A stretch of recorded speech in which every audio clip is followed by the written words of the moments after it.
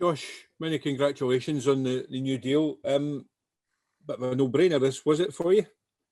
Absolutely. I love coming here. I love coming in here every day. Delighted to have it as my job. It still feels like it's a hobby playing football every day, but no, I'm absolutely delighted to have a bit of security and be here till 2025, 4 years. So no, it was an absolute no-brainer. Now, the last 18 months have been a bit whirlwind, have they not? Talk us through your time and how this has all happened for you. Going back to the start at Queen's Park and stuff, it's after in summer coming in and playing the first game. I never expected to be here, but still got a long way to go and still got a lot of hard work to put in. But getting this contract, it's a big confidence booster. Just for the manager to obviously rates what I'm doing and is happy with what I'm doing and is able to give me this new contract. And I'm absolutely delighted. And it's it's been a long road and there's still a long road ahead. So it's just about keep pushing and keep working hard. Who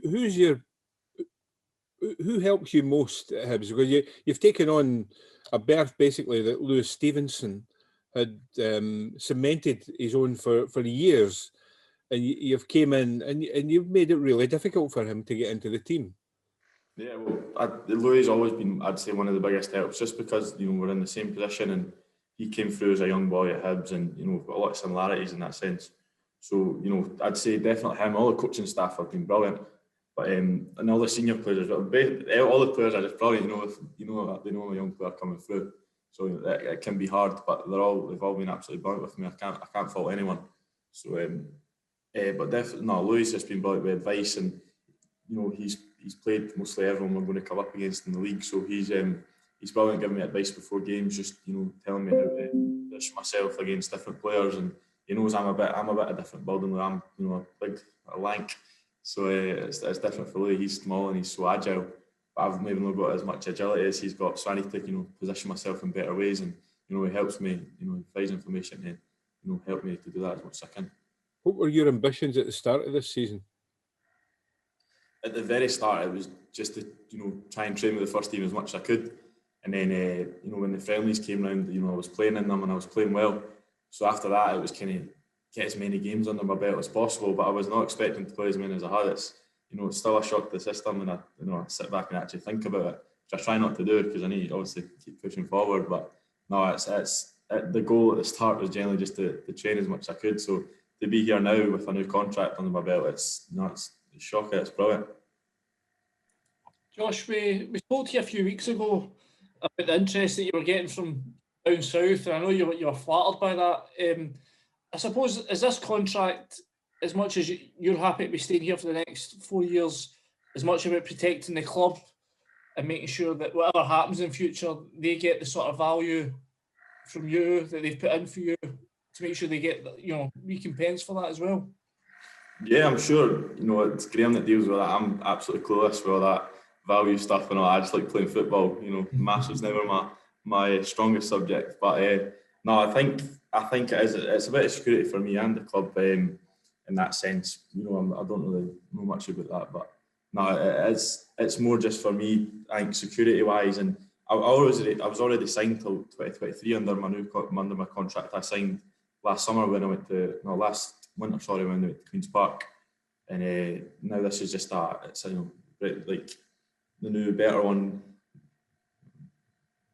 We've seen a lot of young players sort of make the move to England early, and it's probably hurt them because they don't have that sort of bedrock of games under the belt. Is that something that you think is important, that you need to stay at Hibs for a couple of years yet and just get build that sort of tally of games up under you so that you've got that experience for the rest of your career? Yeah, it's still a shock playing as many games as I have. So I need to keep building that, and what's for me won't go by me. Moves and all that. It's always a lot of talk. I try and not look at any of that. I'm here to play football, and I'm playing football at Hibs, and I'm absolutely enjoying every minute of it. So I'm delighted to be here, and I couldn't be happier. So it's all just about playing as much games as I can. I'm 18 and I've played a decent amount of games this season, so it's a good start for me. But it's all about just keep pushing forward now, and don't rest. No, you need to keep working and playing as many games as I can. Thanks, Paul. I think, Josh, it's not even 3 years since you were released and kind of looking about for a new club. Does that give you a bit of grounding? You know, does it keep your feet on the ground a little bit that you've had that experience of that uncertainty of not having a contract? Yeah, it definitely helps me in the sense that, if I take knocks, if I get, taken out of the team and stuff, not take it down, because, there's always, football's an absolute rollercoaster ride. It's madness. You're starting one week, you're out the next week, you could be injured one week. So, there's never any certainties in football. That's why I just enjoy it every week. And, obviously being released, it was a big knock. It did hurt at the time, but I knew myself, always had that drive and that, the work ethic to push forward. And, coming to Hibs, it helped my confidence so much after getting released. And, I can't thank everybody enough for, building me back up and, fell back in love with the game, really, because after I got released, it was a hard time for me and my family. I was looking for jobs, looking at what to do, but, I always knew football. I couldn't, even in school, I couldn't focus because, it was always football. So it was a big knock, but, it's all about getting your confidence back up. For any young player that gets released, it really, all in all, it does mean nothing at the time, because you're still developing and you're still, still growing, and you're not the player that you are. I was nowhere near the player I was at 15, 16 when I got released. I was tall, lanky. I was playing centre mid. I was away with it. So didn't know what to do. But I fell back into centre half and found my comfort a wee bit. And then obviously I've been playing a bit of left back as well, and that's where I've kind of fell into now in that left wing back position. So I've got a lot of energy, obviously. So good to run about with my head down. Josh, just when you touched on that there, what would you have done if it wasn't for football when you were looking for university courses and jobs and things like that?